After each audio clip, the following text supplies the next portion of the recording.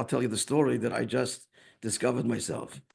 My cousin, Shulam Gestetner, he's a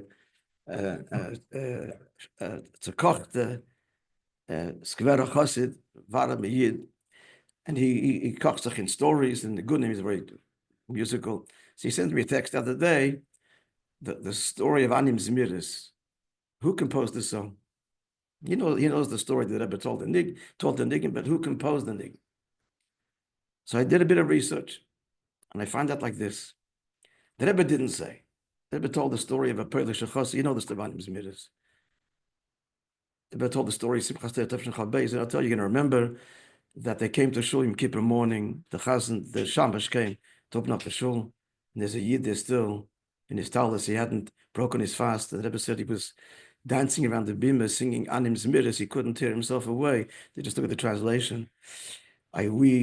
I compose songs for Shirim Berg, and I weave songs, and the neshama is longing to know the Kol Ros Seidek, and it's a beautiful, haunting melody. Which reminds me of another story within that story, but another time. The Rebbe taught the Nigun there. So he wanted to know, my cousin, like, who was the author, said, the Rebbe didn't say, so but did a bit of research. And it turns out like this. The kid said there was a famous Chassid, Reuven Dunin, you heard of him? Reuven Dunin from Haifa, who was a tractorist.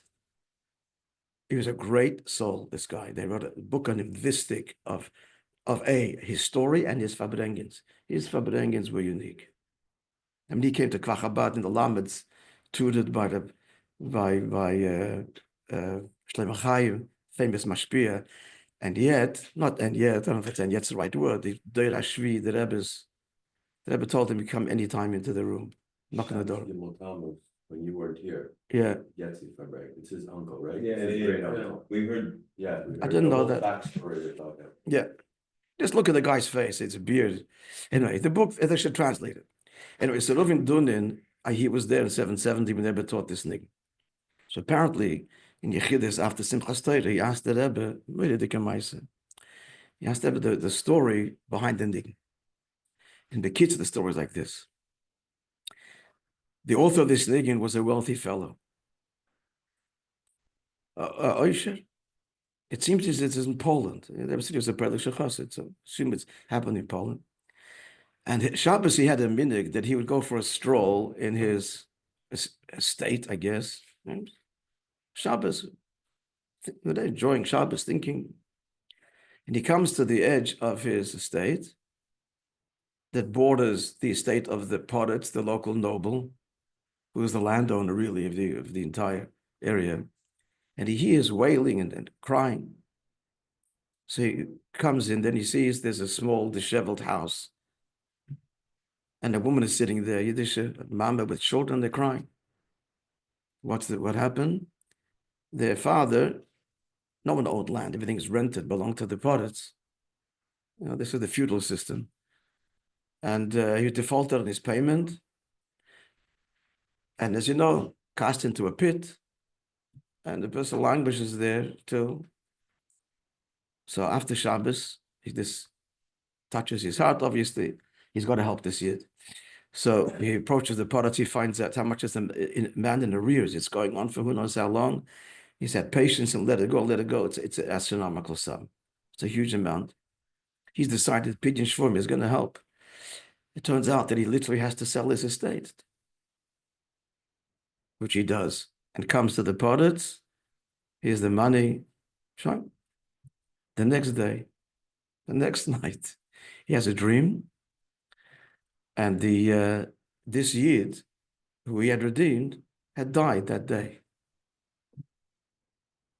And he comes to him in his dream and he says to him, I want you to know that I'm the person that you, the father, that you would redeem my family, me from.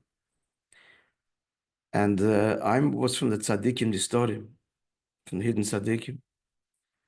But they're not letting me into Gan Eden because I owe you a great debt. So tell me, what is it you want? So this Chassid says to him, in his dream, I want to know, I want to have a taste of what it's like Yom Kippur in Gan Eden. Mamash, we're learning Gan Eden. This is Gan Eden alien, friends. This is Gan Eden alien, this story. So the Tzaddik Nissa said to him, you've asked a very great thing, a very difficult thing, but it'll be granted. And he taught him this nigun anim zmiris.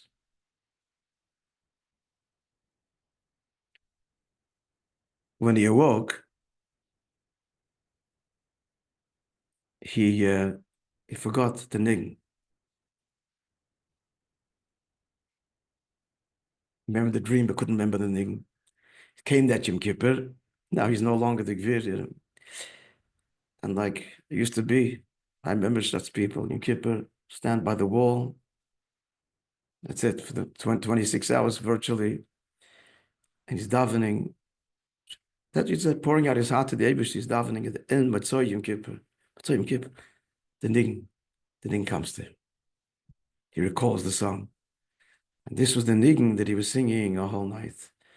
Anim Zmiris V'Shirem Erek. And that's the nigun that they found him Yom Kippur, the morning after Yom Kippur. So that's the story behind the nigun. So I thank my cousin for asking me, and I did the research and found it. And this I didn't realize, this is Mamish Relin Gan Eden Elyon. This was a time of it, Gan Eden Elyon, where it's the Mesidas Nefesh of a Yid for another Jew.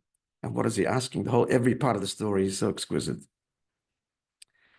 All right, my friends, Be'ezer Hashem, we continue tomorrow. Everybody should have a wonderful day.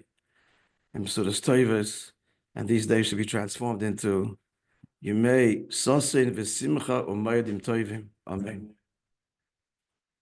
Rabbi, learning this mimer reminds me of a Rabbi I had in yeshiva in Esha Torah, which is it's more and more telling the more you learn Chassidus. You had a saying which he said regularly. If I would have been at Har Sinai, I would have said Nase v'nishma chutz mi boirer. Chutz Mi boirer. mi boirer. What did he mean by that? That it's the halacha is hard, very hard. That's what he meant. But Other than- the more you think of it, And now you're giving a previous Yeah. dictation. think about it. What's the word? Yeah. Wow.